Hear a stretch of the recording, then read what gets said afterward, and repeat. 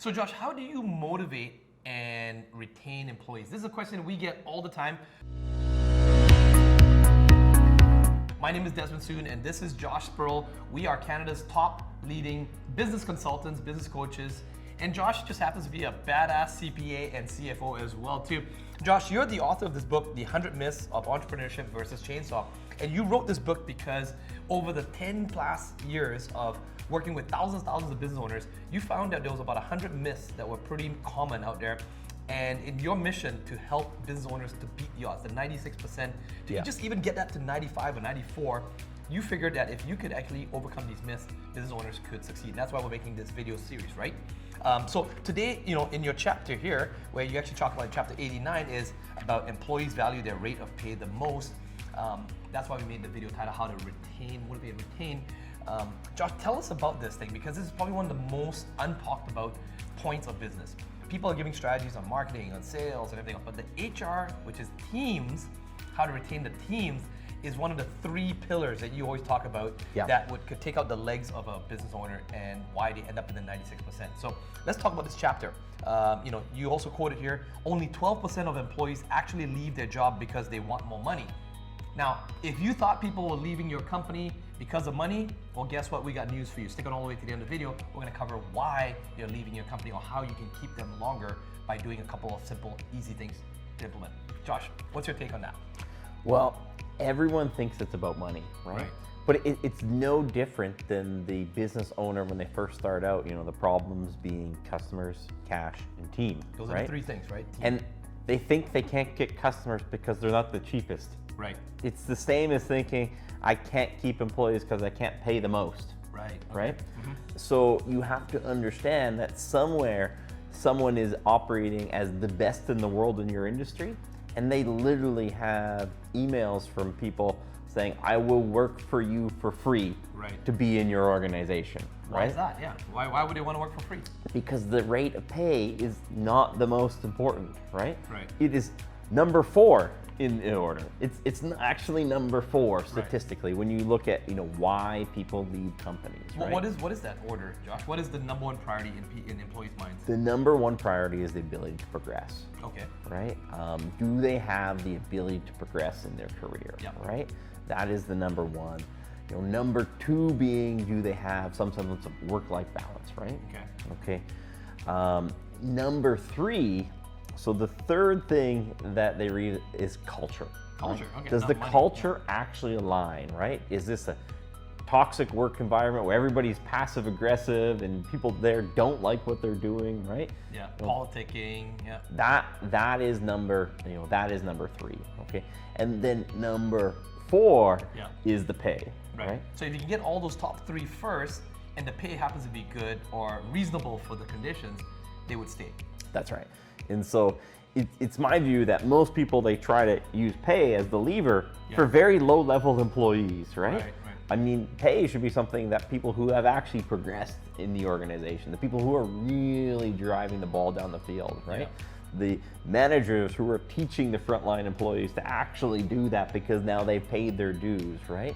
It's not the first lever that you should pull, just the same way it's, if you can't find, if you're struggling to find business, it's not that you have to drop your prices to be the cheapest, competitor, right?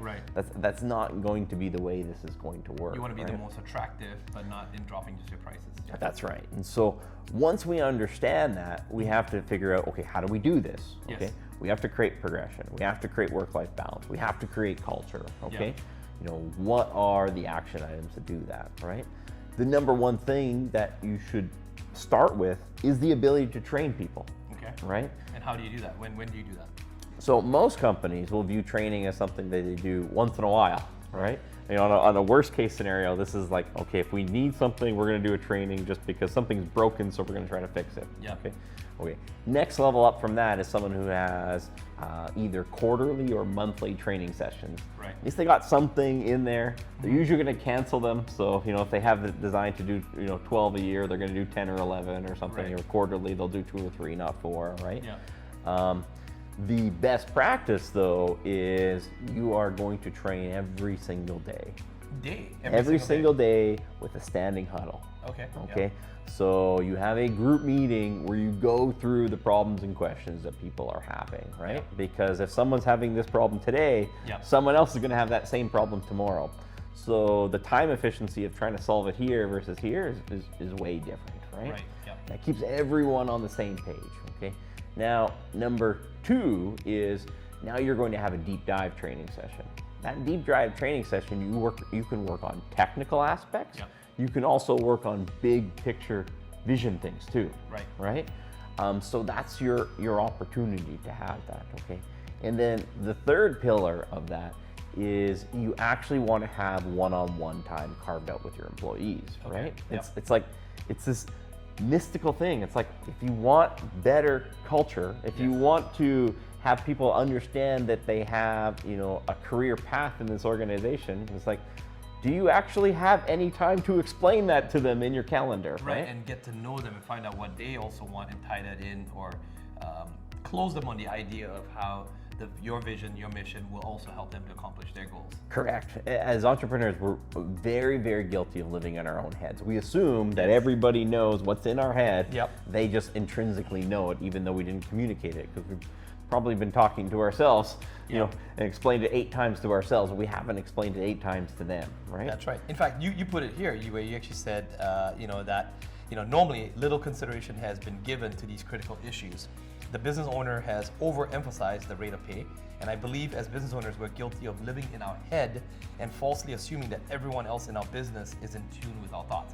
Now, you have no idea how many of the fractional billionaires, millionaires, visionaries that I've had the pleasure of working with, and this is the classic case, because they're going a million miles a minute up here, and the employees going from Monday to Friday, and they are not in tune with everything else that's going on. So having that touch point is so critical. Josh, you also put in here that you believe most business owners put off these important human resource functions because they believe it will be a burdensome formal process, but it does not have to be rocket science. So what is your process? What do you do? So the process is, step 1, you have to have this on your calendar. Yeah. Okay. So I mean, you do the daily huddle. If you want to have a daily huddle, you can't have meetings when the day starts, right? You got to have, if you're going to do your daily huddle at 8, your meetings can't start till 8:30 or 9, right? That's kind of what has to happen, right? You have to have time for those deep dives, right? Yeah. 2 hours a week will move you massively ahead. So 2 hours a week. So 2 hours a week, right? And I actually think those daily huddles don't actually cost you any time. I think they save you a tremendous amount of time. So if you have 15 minutes or half hour at the beginning of every day, you're gonna say, well, okay, well, I've given up 15 minutes or half hour. It's like, just start adding up all the gotcha moments that you have in the, you got a minute moment. You got a minute. You got a minute. You got a minute. And it just never stops. Or it was like, yeah, I got 15 minutes for everybody once a day, right? Yeah. And you'll be surprised, how little questions people have as they move forward, because everyone's heard the answers to every question, right? Okay. And so it becomes easy for them to do it, right? And Josh, one thing I know that you're very proud of. What's that? What are you at right now? How many years has it been where you've missed a daily huddle? A daily huddle. So here's the other part of it, where December, we're shooting here, end of January 2022. Yes. But December of 2021 was my 5-year anniversary since the last time I took an unscheduled day off work. That's right. That's going to be a very uncomfortable truth to somebody, right? 5 years since you took an unscheduled day off. And 5 years since I was actually late to one of those daily huddles, right? Where I actually, the day starts at 8, where I haven't come in at 8:05 in 5 years. Right? Yeah. You haven't, said, oh, I'm suddenly sick, I can't come in. And so obviously, in order to do that, I'm not planning on being there at 8, because if I was planning on being there at 8, stuff doesn't happen, right? Vehicles fail, traffic jams up, right? And so if you're planning on being there at 8, and your daily huddle is supposed to happen at 8, guess what? You're not going to run your daily huddle. It's not going to happen. What happens if you have a company that requires shifts? I mean, we have some customers of ours that run, say, a cafe, and they've got shift workers and stuff, 7 days a week. How would they run a huddle, or what's your suggestion for someone like that? Beginning of the shifts. Okay. Beginning of the shifts. The big, Disney, Ritz-Carlton hotels, this is how they do it, is they'll have a shift meeting, right? Yes. So there'll be multiple of those huddles. So you know, the people on the morning shift will be here, the people on the evening shift will be here. Yep. It might not be at the beginning of everyone's shift. That's not, you know, the hill to die on. It's just the fact that everyone has a huddle in their shift. Right, and I've got two more representing two other industries. What if you are more of a tradesman and you guys are out at sites, you know, and you got multiple sites and everyone's, you know, all scattered? What would you do? You'll look at the rookie tradesmen, right? Yep. And they think that they're saving time by sending everyone directly to the site. Right. And you'll look at the bigger organizations, they'll have everyone meet at a shop first, right, and then go out. It could even right? be done outside a Tim Hortons or a Starbucks or something, as long as you guys have a huddle somewhere before everyone goes off. That's right. Sites, right. That's right. As you get bigger, you're going to realize that bringing everyone to a central place before they start their day is actually better than trying to do the alternative, going out to one site and then half your guys are at another site, and you know, you might have 4 sites and you got to go to 4 and have that meeting 4 times. It's like, okay, you might have saved a half hour per guy, but that you're actually not gaining a whole lot. And last but not least, Josh, I know you're not super big on the remote teams and stuff like that because you had one before and you prefer to have it physically in the office, but there's a lot of you know, business owners now that are internet marketers or dealing in the online space, and with COVID and stuff like that, they've switched to this whole remote business. What do you recommend for that? Is it a Zoom? Is it a Google Meetings? Zoom. I would have them on camera. I want to see their faces, right? That's the next best thing, is people are there. I mean, you're going to realize that the big, you know, Google, Facebook, they spend billions of dollars a year on their headquarters. Yep. You know, it's, you know, Elon Musk, you know, has it, or he says, you know, I'm looking for the top people, right? Mm-hmm. Maybe if you're exceptionally good, I'll let you work remotely. But he knows, you know, the most technologically advanced companies in the world know that if you can get people to a central location, you can move faster. Yes. Okay. But the next best thing would be a group session, you know, via Zoom, seeing people's faces at the same time. Just because you're working remotely doesn't mean, like, well, we got to respect everyone's time. Putting this in a Slack and trying to figure it out later and having everybody interrupted throughout the day long. You get on one call, you figure it out, everyone's got their marching orders, and off you go. So even for, you know, we have a lot of clients who are YouTubers, and, you know, I mean, they have the VAs and different people like that. So for them, just it's a daily as well too, or is it a once a week? What's the cadence? It depends on their level of involvement and what you're actually doing with that person, right? I would say your core team, though, your core team has to be every single day, right? Because if you're not every single day, there's someone out there in your industry who is meeting with their core team every day, and they're beating you. They're going to beat you. They're going to be so much quicker than you, so much more productive than you, right? If you have other ancillary services where you have, you know, once a week where you actually meet with them and keep them going, okay, I can see that, right? But it wouldn't be part of your core services. Right. Now, if there's an area or your industry that we might have missed and you're looking to answer that question, comment in the comments below. Josh and myself do answer those questions. Josh, what's the action step? You know, if someone's watching this, let's tie it all together. Summary, what is something that they can do immediately to make that impact and change so that they can actually retain their employees better? You need those 2 hours on your calendar every single week. One for a deep dive training session. Okay, you use it for deep dive technical issues or to paint the vision for the business. And 1 hour to do one-on-ones where you can actually meet with them, go through it, figure out what they're trying to achieve, see how that aligns with your overall vision.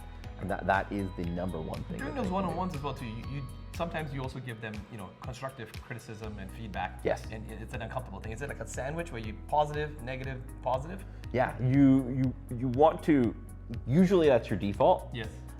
Sometimes you just have to let someone have it. Yeah. I mean, that's just how it is. Like sometimes you just have to say, like, you're not, there isn't enough positives to be fake about it, right? Yeah. But usually, if your first coaching meeting, if your first opportunity to tell them to, you know, get there, if you have nothing positive to say, that's your fault as a leader. Right. You let it go too long. Right. Right? So that's not where you should start. So you're using that meeting just to check in on people, see where they are.